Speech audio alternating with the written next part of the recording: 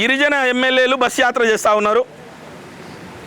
గిరిజన ఎమ్మెల్యేలకు నిజంగా సిగ్గు శరము లేదనుకుంటున్న కాంగ్రెస్ గిరిజన ఎమ్మెల్యేలకు వాళ్ళకు ప్రతి తాండా ప్రజలు చీ కొడతా ఉన్నారు, చెప్పులు చూపిస్తూ ఉన్నారు. మీ పాలన వద్దురా నాయన, మీరు తాండాకు ఒక్క ఇందిరమ్మ ఇల్లు ఇవ్వలేదు, మీరు ఒక్క ఉద్యోగం ఇవ్వలేదు, మీరెందుకు మా తాండాలలో తిరుగుతున్నారు? కాంగ్రెస్ పార్టీ వచ్చిన తర్వాత ST declaration Chevella SC declaration ఏదైతే ఉందో ఆ డిక్లరేషన్లో ఒక్క హామీ కూడా అమలు చేయలేదు. ఒక్క ఊరికి మీరు పిల్లలు ఏదైతే 10th పాస్ అయితే 10,000, ఇంటర్ పాస్ అయితే 15,000, డిగ్రీ పాస్ అయితే 25,000, పీజీ పాస్ అయితే ₹1,00,000, పిహెచ్డి పాస్ అయితే 5 లక్షల రూపాయలు ఇస్తామని చెప్పేసి ఆ రోజు మాట్లాడారు. అదే రకంగా ఎస్సీ బ్యాక్లాగ్ పోస్టులు నింపుతా అన్నారు. ప్రతి తాండాకు ఇంద్రమ్మ ఇళ్ళు అన్నారు. ఏవి చేయకపోరా ఈరోజు ఏం చేస్తున్నారంటే కాంగ్రెస్ బస్ యాత్ర చేస్తూ ఉన్నారు. దురదృష్టవశాత్తు ఏంటంటే ఈరోజు సీతక్క గారు ముఖ్యమంత్రి గారిని పోయి కలిసింది.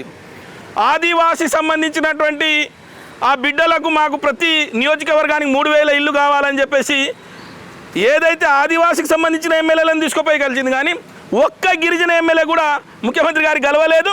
వీళ్ళకి ఇంద్రమ్మ ఇల్లులు అవసరం లేదా? తాండాలకు ఇంద్రమ్మ ఇల్లులు అవసరం లేదా? ఈ సన్నాసులు ఏడ ఉన్నారు? మరి గిరిజన శాసనసభ్యులు సన్నాసులు మీకు కనీసం మీ ఊర్లకు మీ నియోజకవర్గాలకు ఇంద్రమ్మ ఇల్లులు కూడా తీసుకోపోలేని పరిస్థితిలో ఉన్నారా? ఒక్క ఉద్యోగం ఇప్పించలేని పరిస్థితిలో ఉన్నారా? అందుకొరకు ప్రతి తాండా చీత్కరిస్తుంది. ఈరోజు అడ్డం పడుతున్నారు.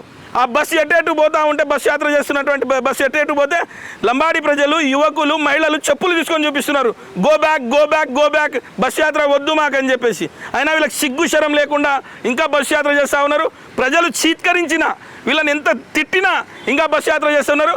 నిజంగా మీరు బస్సు యాత్ర చేయాలంటే మీ యొక్క నియోజకవర్గాల్లో ఏదైతే మహబాద్లో మన రామచంద్ర నాయక్ గారు, డోర్నకల్లో మురళీ నాయక్ గారు, దేవరకొండలో బాలు నాయక్ గారు, ఇట్లా గిరిజన ప్రాంతాలలో మీ ఏరియాలలో అభివృద్ధి చేసి మైదాన ప్రాంతాలకు రండి. మీకు సిగ్గుశరం లేకుండా, మీకు కనీస అవగాహన లేకుండా ఈరోజు కావాలని చెప్పేసి బస్ యాత్ర చేస్తూ ఉన్నారు. ఇది మంచి పద్ధతి కాదు. మీరు గిరిజనులకు ఇచ్చిన హామీని వెంటనే ఇవ్వాలి. మీరు వెంటనే ముఖ్యమంత్రిని కలిసి ప్రతి ఊరికి ప్రతి తాండాకు ఇంద్రమ్మ ఇళ్ళు వచ్చే విధంగా పని చేయకపోతే చివరికి మీరు చెప్పు దెబ్బలు తింటారని చెప్పేసి హెచ్చరిస్తా ఉన్నాం. జీరో, ఎక్కడ కూడా బస్ యాత్ర లేదు.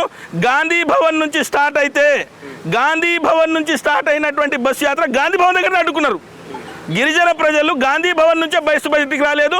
పోలీస్ ఫోర్స్ తోటి ఇక్కడ గాంధీ భవన్ నుంచి శంషాబాద్ కూడా పోలేదు, మన తుక్కుగూడ పోలేదు, తుక్కుగూడ దగ్గర అడ్డం పడ్డారు. తుక్కుగూడ నుంచి కర్తాల్ పోలేదు, కర్తాల్ దగ్గర అడ్డం పడ్డారు. కర్తాల్ నుంచి కల్వకుర్తి కూడా చేరలే, కల్వకుర్తిలో అడ్డం పడ్డారు. కల్వకుర్తి నుంచి ఆమన్గల్ కూడా కల్వకుర్తి నుంచి అచ్చంపేట కూడా పోలేదు, వంగూరు మధ్యలో అడ్డం పడ్డారు.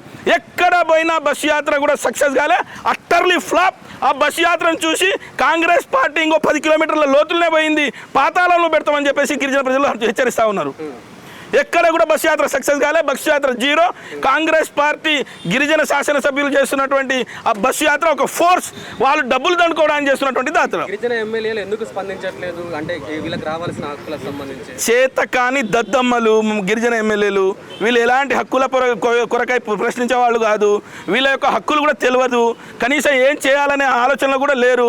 గిరిజన తండాలకు, గిరిజన యువకులకు ఉద్యోగాలు ఇస్తామని, గిరిజన తండాలకు రోడ్లు ఇస్తామని, మంచినీళ్ళు ఇస్తామని, పరిశ్రమలు పెడతామని రకరకాలుగా మాటలు చెప్పి ఒక్క మాట మీద కూడా లేదు. వీళ్ళు ఏం చేయలేని దద్దమ్మలని చెప్పేసి ఈరోజు గిరిజన ప్రజలు, తెలంగాణలో ఉన్నటువంటి 50-60 లక్షల మంది లంబాడి ప్రజలు బాధపడతా ఉన్నారు. ఇలాంటి వారిని మేము ఎన్నుకున్నామని.